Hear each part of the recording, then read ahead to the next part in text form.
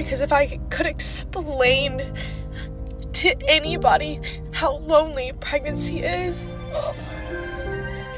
I can't put it into words.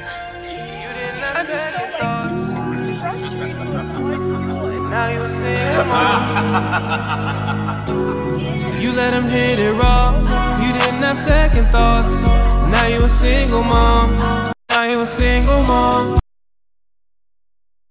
I finally got the message, you know. He didn't love me. He didn't even like me. But he liked the money. Oh yeah. So I have been so hesitant to post about this for two reasons. Number one, I don't like negativity and I don't want to be like the bearer of bad news. Number two, I didn't want to believe it. But after doing so much research and getting a lot of messages, I'm going to just deliver the unvarnished truth to you guys. I'm just going to lay it out straight. We're in a dating crisis. Not basically, we are. That's what's happening. So let me look at my research here because I don't want to mess it up. So men looking for casual dates and our relationships is down 50%, 50, since 2019. Not since 1970, since 2019. Right. And that's a short time ago, 2019, just a few years ago. Right before the pandemic, down 50%. They're not looking, which means if you're a woman looking, they don't give a shit. So as this trend continues, by 2040, 45% of women, 45% of women between the ages of 20 and 45 will be single and childless. Increasingly, American men are disengaging from the dating scene due to challenges with modern women. Stats show fewer men seeking casual dates or committed relationships. This may result in many women being unmarried and childless by 2045. Men are also hesitant to contribute to sperm banks. A video suggests that men explore relationships abroad instead. This trend shows a broader shift in gender dynamics, with modern American women seen as demanding and difficult to please. If you are single and you are in the dating marketplace at that time, when that happens, say you're 37, 36, 38, 40, whatever it may be, and you are still on the hunt for that man, and you hit the wall and you can see in your face that you are no longer the face that you were at whether it was 30 or 35 or 25, whatever it is, you are going to be panicked. Because now you know that you are going to compete with women who are younger, who are largely more fertile, not always, but largely speaking, yes, who have that youthfulness to them, who have that estrogen, progesterone, whatever the hormonal balance is that makes someone young, it's there, and you're losing it. And you become hyper aware of that, and that is why women begin to panic. You know what I want to talk about, you guys? So I live in New York, specifically Brooklyn, and I be outside, you know, enjoying summer as I should. And I've been going to the block parties, all of that good stuff, you know, the day parties has been a time. But the problem is the men just stare at you. They just stare at you the whole time. They don't approach you. They don't want to get to know you. They don't want to, oh, do you want to drink? It's just a staring contest the whole time. I'm trying to figure out, how am I supposed to meet my future husband if the men are not approaching? Because I'm not approaching a man. Like, it's giving the men want to be chased now. That's what it's giving, and I don't like it. Modern women are frustrated with men's lack of initiative in dating. As women age, they feel anxious about their diminishing youth and fertility. This leads them to approach men they're interested in. Men, on the other hand, want to ensure the women they engage with are genuine. This shift creates urgency for women aged 35 and above to find a committed partner. Modern dating involves navigating changing gender roles in a diverse social landscape. When they ask, what do you bring to the table? Your soul. My soul is the table, the chairs, the rug underneath the table. My soul are the dinner plates. My soul is the dinner. My soul is the dessert. My soul is the breakfast, the lunch, the brunch. My soul is the knives, the forks, the spoons. My soul is everything. The table, the house, all that. My soul. And that's what's not going to be easily replaceable. Does anybody want to get married?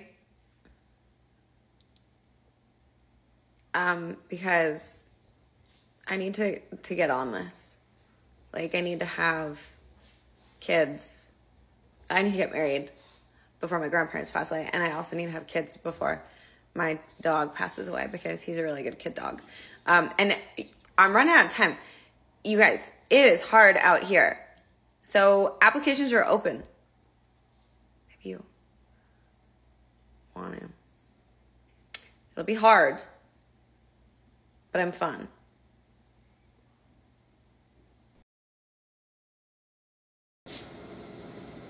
Sir, you better have more than fun. What else are you bringing to the table? Can you cook, clean, take directions well? What makes you think that I need to take direction from a man? First of all. Second of all, are these directions to a place I want to go? Like Home Goods. Yes, I love Home Goods. Gucci, give me the directions to Gucci. I will take those very well. Very well. Can I cook and can I clean? Yeah, also very well. Can you build a home?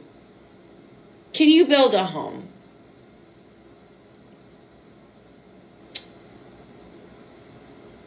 Can you woodwork? Can you hunt? Can you hunt? Can you be a hunter? Let's fucking burn the patriarchy to the ground, because this is absolutely absurd, sir.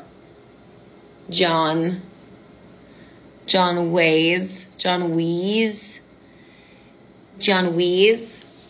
How repulsive are these contemporary women?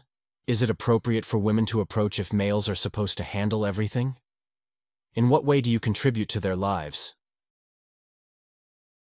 Life is just not easy for the woman when she hits a certain age. We're talking about women who've kind of had this high life and then they've stopped getting offers because maybe now she's hit like 38, 40. And then it's almost like they've kind of gone into this dark hole now. It's so toxic, it's like horrible. Well, here's the thing. Most men don't feel sorry for those women, and I'll tell you why. The reason men don't feel sorry for them is because the experience that she begins to go through when she's older is the experience 90% of men go through every single day. The guy who works at the post office, the guy who helped you pack your bag, the guy who delivered your Amazon parcel, the guy in your class, the guy that you worked with, most guys are invisible. It is only the high value guys that catches women's attention, the guy who's tall, attractive and shaped, successful. So when women who have had that taste of the high life, have been that desirable, gotten all the attention, everything, they then get to a point where now they're being treated how most guys are treated. Guys don't feel sorry for them. A lot of guys feel that if you wanted to have a partner, have a family and settle down, you get to that point in life and you haven't done that, it's because you fucked up, because you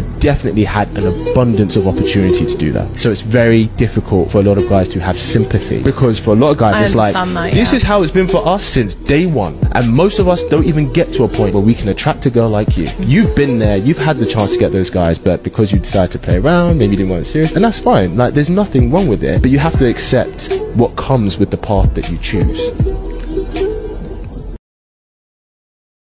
We talk oftentimes about this "I don't need a man" philosophy. I don't need a man, I don't need a man. That's been indoctrinated into young women. The reason for that is that in many cases, men have been reduced to a wallet. So women are having these conversations about men and they're saying, well, I have a job, I have financial stability, so I don't need a man for that. And what they're forgetting about is all of the other things that guys bring to the table. They're forgetting about, you know, that shoulder to cry on. They're forgetting about that sense of union when times get tough. They're forgetting about someone, you know, starts breaking into your home and you don't want to handle that situation. You want your protector guy to handle that situation. Let's be honest. They're forgetting about, well, I'm going to want kids and I'm going to want my kid to have a father, a real father. And remember, you know, women and men bring different things to the table. Dads and moms bring different things to the table. So a mom can't be a dad A dad can't be a mom. It is different. What if Summer comes to you, as pretty as she is, and says, Mom, I want to be a city girl? She ain't gonna be no city girl. So Summer ain't allowed to be no city girl? No. I want her raised totally different. Like, you know, I don't even want her to even see the light of day like that. Like, I really want her to just be like, you know, like level-headed, a schoolgirl, and just on a whole nother ways. Like, you know, I kind of was raised different, so I don't want to raise her up how I was raised. So, you know, I'm a city girl, ain't nothing wrong with it, but I don't want that for my daughter. 2/3 of all student debt is held by women in the United States. Black women hold the most student debt out of any racial or ethnic group in the United States. Childcare is so expensive that it is outpacing women-dominated fields like education and nursing. Women who hold higher degrees, higher education, can no longer afford to work because of the cost of childcare. So they're going even more into debt with their significant student loans and then their inability to work. Women are also in poverty more than men. We also don't get any paid parental leave. So women have to decide between bonding with their child or losing their job. You can't convince me that they aren't trying to force us into pregnancy, force us to be uneducated, and make sure that we are in the home and reliant on men. Today I read a quote that said, white women ignore the sexism to benefit from the racism. White women, it's time to get your head out of the sand to protect our future generation. It's time. Modern women often underestimate the crucial role of fathers in children's lives, believing that a mother alone can provide sufficient support. However, as time passes, they come to realize the significance of a father's presence. Neglecting this role can have long-lasting repercussions on a child's well-being and development. Let's talk about feeling lonely in your marriage. I think that this is something that has been swept under the rug for a very long time, and most women don't feel comfortable talking about it. I got divorced 3 years ago. Before that, I did feel extremely lonely in my marriage, and I didn't talk to anyone about it. I felt ashamed and like it was my fault and that I had failed, and it was all internally something I was dealing with. I felt like I was supposed to support my partner and never say anything bad about him. So if I talked to my friends about how I was feeling, it was not being a supportive wife. So all these things that aren't true. As women, we deserve to be supported and loved and taken care of, no matter what stage you're in, no matter how old your kids are. So just know that you deserve that. You deserve to be treated well and loved and supported, and that being lonely in your marriage is not okay. Work on it if you want to work on it. Leave if you want to leave, but know that you need to talk to people and that you will get through this one way or another. Women today have autonomy and power, prioritizing emotional connections. However, this view fails to recognize their pursuit of excellence in all areas, except early relationship stages, where they invest deeply and sometimes resort to deceit. Men tend to navigate these phases better. Men want attention and will do anything to get it, just like a child. Let's correct that statement, okay? Some people will do anything for attention and do anything to get it. They will be good to get attention and they will be bad to get attention. It's almost like that's part of human behavior. Stop answering to men when they make childish or pandering or accusatory statements. Does one mean like this one? Responding to someone who has interrupted a conversation that they aren't even invited to is like saying it's okay that they're there. Well, that's nice, but I'm definitely interrupting this conversation. Ignore, delete, block, whatever you have to do to not trigger a cortisol or endocrine or any kind of response in your body. It's about you. Now there's a radical change in priorities. Everything is about the individual and their feelings. The less that you acknowledge that it's happening, the more that it becomes background noise and the more that it literally just doesn't even exist anymore. But yet, here's a post about it. But for women to recenter and heal and decenter men and not consider them to be a part of blah, blah, blah, blah, to not consider them, they aren't invited to this piece of ourselves that is working on ourselves, that is working on us being the center. Yet, ironically, one is still centering men in this conversation. And no amount of good behavior or bad behavior or tantrum throwing or gesturing is going to get precedence over me and my well-being. Once I'm centered in that space, I'm willing and able to listen to anybody. Just a thought here, but perhaps the best way to get others to listen to what one actually has to say would not be to start out generalizing a group of people just for the sake of grabbing their attention, and then perhaps one's words might actually carry more weight. Let me break it to you boys. The average 23-year-old girl has slept with more men than the average 53-year-old woman. Let that sink in. We're living in a time, and I know this because I used to be a teacher for many years, and I couldn't believe the sexual promiscuity amongst 14, 13, 12-year-old girls, because here's what they had. They had access to Snapchat. They could send nudes of themselves to older boys or whatever it is from the age of 11, 12. Nudes or whatever it is, well, it's technically child pornography. They would start so young, and they're living in an era where there's no negativity attached to sleeping around. It's seen as liberating. So by the time a girl is 23 years old, I promise you she's slept with more men than a 53-year-old woman, because a 53-year-old woman grew up in a time where she was shamed for sleeping around. There was no sexual liberation. There was a sanctity attached to sexuality. A 22-year-old grew up in a time where Snapchat, twerking, wearing promiscuous clothes, going out, being on social media was all normalized. So if you think that, I'm going to be with a 21-year-old, she's going to have low body count. Guys, what world do you live in? What world do you live in? Many modern women view older men as more capable of providing dignity and respect due to their financial stability and wealth. They believe that a mature man with established finances is better able to meet their desires and needs. Younger men, who may struggle with their careers and finances, may not be able to fulfill materialistic expectations. Older men, on the other hand, are seen as more appealing due to their wealth and material assets. This preference for older men can be rooted in a desire for stability, security, and life experience.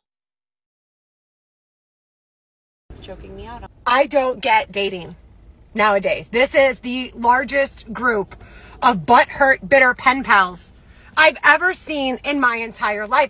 It's absurd. Like, you'll establish mutual interest with somebody, exchange numbers, and then you want to good morning me beautiful until my head is ready to explode. Like, I don't know about y'all, but my attention span is not something to play with. You've got 2 or 3 weeks of chit-chatting with me and FaceTiming before I expect you in person. All right? This isn't fucking summer camp. Let's keep in touch. No.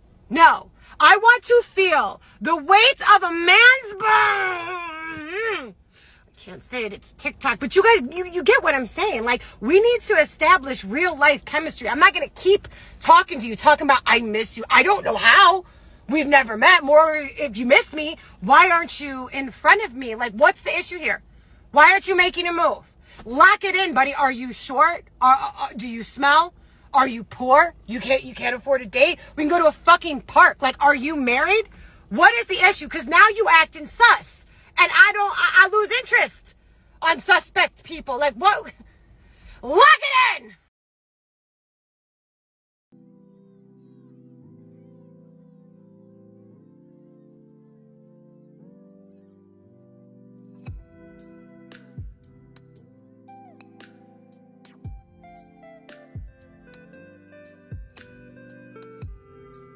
In 2024, can we stop asking men to take care of us and pay our bills immediately as soon as we meet them, as if they're obligated to financially make sure we're secure fresh out the gate?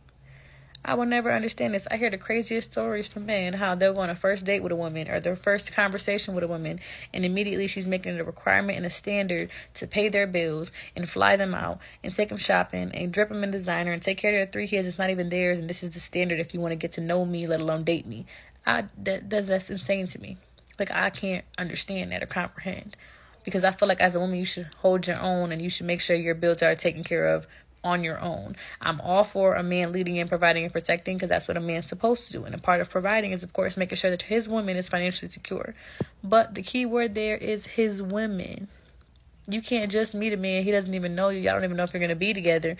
And the standard is you got to pay my bills.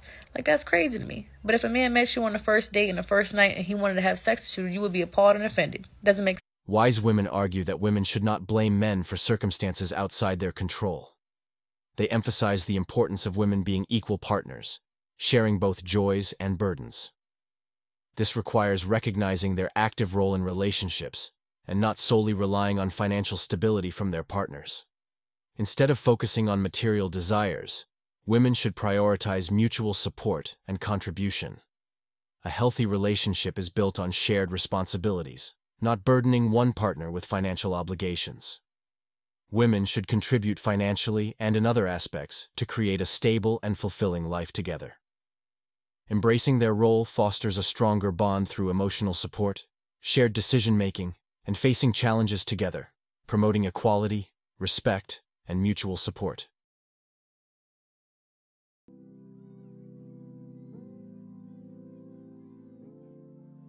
I never lost anybody that I needed because the real ones are still around, even if it's only a few. You see, 2023 taught me to never settle, to fight for the life, the career, the love that I deserve. Because if it doesn't make me happy, make me money, or make me better as an individual, why make time for it? Because I'm no longer convincing anybody to love me, to accept me, or even to respect me. I no longer care about fitting in. I'll sit alone if I have to, and I'll build my own table.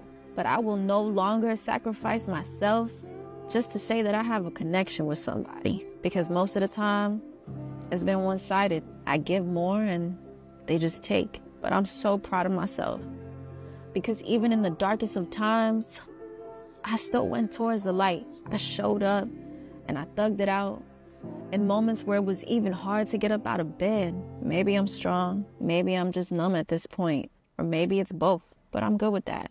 It's fine. I've been through a lot, but I'm a lot better than what I was yesterday. No matter how big or small the achievement is, a win is a win. And I'm so thankful for these lessons learned. So 2024, it's time to apply it. I'm gonna let that sink in. You want a high-value man? So do you want a guy who's got status or wealth? Not necessarily wealth, but just has something going for himself. My argument here would be the more money he gets, the less he cares about your money. Right, but those type of men want to be able to have an intellectual conversation No, with a not woman. really. Most men will only experience unconditional love from their mothers, and some of us don't even get that. Most of us have never even felt appreciation or respect without conditions or hidden intentions. We don't know what it sounds like to hear, "I see you, and I'm proud of you. I'm glad you're here. You really make a difference." Yet the expectation is to constantly be displaying the strength and love that the world is hesitant in conveying. We're expected to have a thick skin but get judged if it turns to a hard shell. The first step in being a man is ignoring the hunger. Because yes, boy, you're going to be starving. Starved of attention, starved of affirmation, starved of love, starved of being told that you are enough. Step 2 in being a man is comfortability with replaceability. You are only as good as you are useful. You are only as valuable as you are needed by others. Should there ever come a day, boy, where you fail to provide everybody with a smiling face, then do not be surprised when they say all men do is take up space. A lot of guys are socially awkward. I think you're a bit ignorant to like the average guy's experience. Consider this, right? The average guy today, his granddad had to put in a quarter of the work to get the kind of woman that is 4 times as amazing as the woman he's attracted. Oh, you're talking like about his grandmother was an amazing woman and a very, very feminine, natural woman, and his granddad really didn't have to do the kind of work he has to do right now as a young man. So you're talking about hoflation. Yes, it's hoflation. Hoflation. So modern men have to work 5 times harder than their grandfathers did for women 20 times worse than what their grandmothers were. It's true. It's actually true. So I tell women this all the time. All men can change, and all men will change. But there's only one woman that we're going to change for. It's just one. We don't change for all women. We only change for one woman. If he ain't changing, it's because you ain't the one. As women age and stop getting asked on dates, they face overlooked challenges, while men face similar difficulties with differing societal perception.